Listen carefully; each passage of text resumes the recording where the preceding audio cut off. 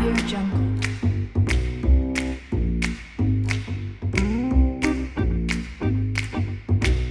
Assalamualaikum warahmatullahi wabarakatuh. Waalaikumsalam warahmatullahi wabarakatuh. Kita tahu bahwa sejarah tidak hanya bercerita tentang masa lalu, tapi sejarah juga adalah cerminan di masa depan. Nah, salah satu cerminan sejarah yang tidak patut untuk dilupakan adalah tokoh ulama besar yang kontribusinya tidak lagi diragukan. Siapa lagi kalau bukan Said Sulaiman Basaiban. Untuk lebih lanjutnya, mari kita simak penjelasan dari teman kami yang bernama Ilham Bahrul Habib. Silakan. Baik.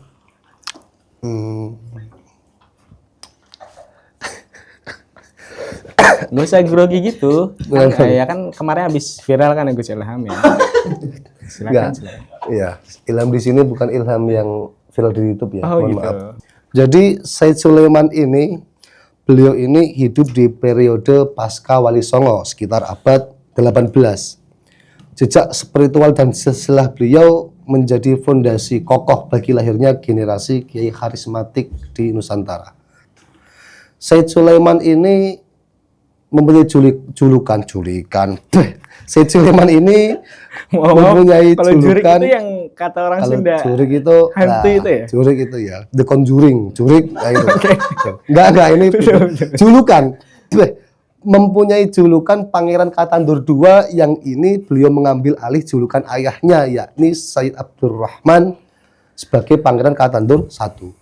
Beliau merupakan keturunan ulama terkemuka dan banyak literatur sejarah mengatakan Said Sulaiman ini dicatat sebagai keturunan dari Sunan Gunung Jati karena menurut sebagian yang kami terima sejarah-sejarah itu ibunya Said Sulaiman Siti ini Siti Khadijah ataupun neneknya ini termasuk dari putri Syarif Hidayatullah atau lebih terkenal Sunan Gunung Jati.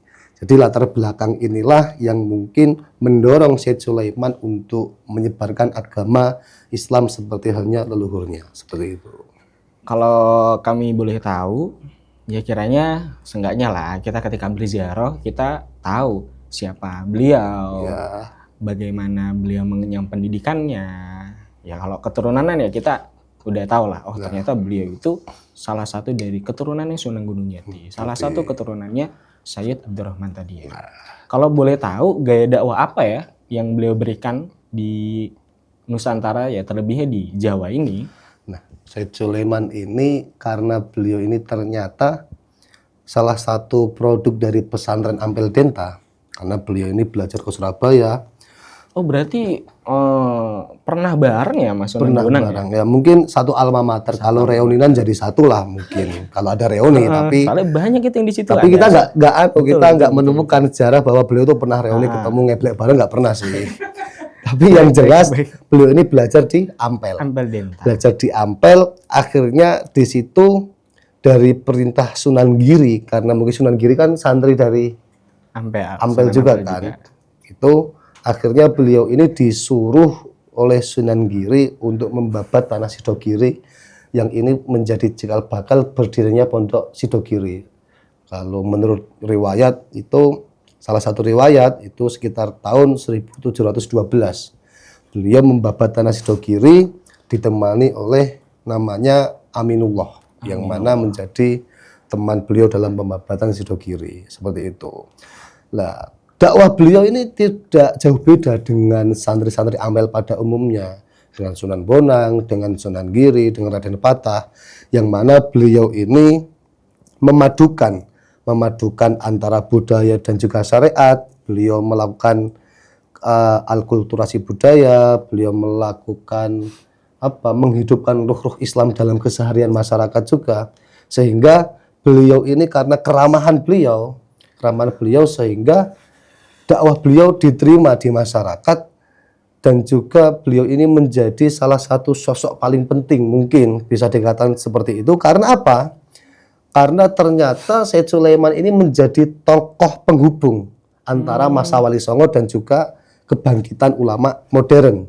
Yang mana Said Sulaiman ini termasuk menjadi tokoh krusial seperti itu. Oh berarti gaya dakwahnya mengkompromikan dengan berhubung beliau alumni Ampel Dinta, beliau mengkompromikan dengan adanya membuat wadah pendidikan dan kemudian merakyat sebagaimana yang sebagian wali songo ya kayak Sunan Kalijaga, Sunan Giri yang notabene beliau juga alumni dari Ampel Dinta. Beliau mengkolaborasikan dua gaya dakwah itu ya. Berarti ternyata benarnya beliau mengajarkan kepada kita ternyata agama itu tidak hanya berdiri dalam mimbar. Ternyata juga agama harus hidup di keseharian masyarakat. Nah, itu poin pentingnya di situ. Tapi kiranya kalau kita lebih dalam ya, ketika kita berbicara tentang dakwah metode dan pondok pesantren, kalau di zaman sekarang kiranya warisan beliau yang salah satu itu bisa nggak masih kita terapkan di zaman sekarang ya? Karena banyak banget sekarang dai-dai atau nggak usah kita sebut ya Gus Ilham, mungkin seperti itu. Jangan banyak kita yang jangan sampai menyebut nama orang cuy, Nah, karena kita kan orangnya ya seginilah. Itu gimana? Kiranya masih relevan nggak sih gitu? Daripada kan ya? Ya itu ini saya lupa. Ternyata beliau itu juga termasuk punjer. Punjer itu pusat. Kalau ini pusar kan enggak.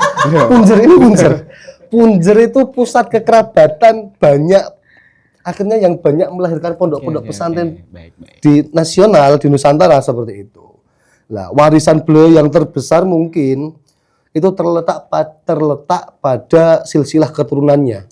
Beliau ini diakui sebagai leluhur dari banyak sekali kiai terkemuka di Jawa Timur, khususnya bagi para ulama yang mendirikan pesantren-pesantren terbesar di Jombang.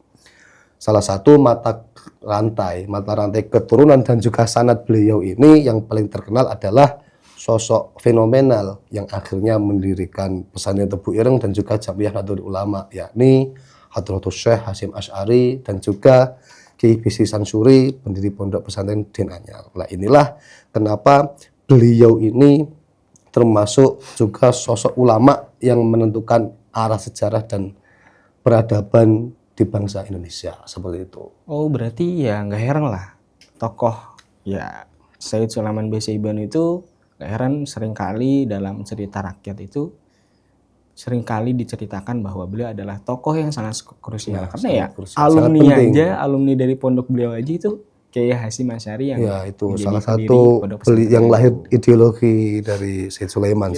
Kiranya bisa kita tarik benang merahnya dari dialektika yang beberapa menit ini, bahwa bisa kita tarik kesimpulannya bahwa Sayyid Sulaiman B. Saiban adalah tokoh yang sangat krusial di Indonesia, terlebih di Nusantara, tentang gaya dakwahnya yang tetap relevan, baik mendirikan pondok pesantren atau door indoor. Karena apa pesan beliau?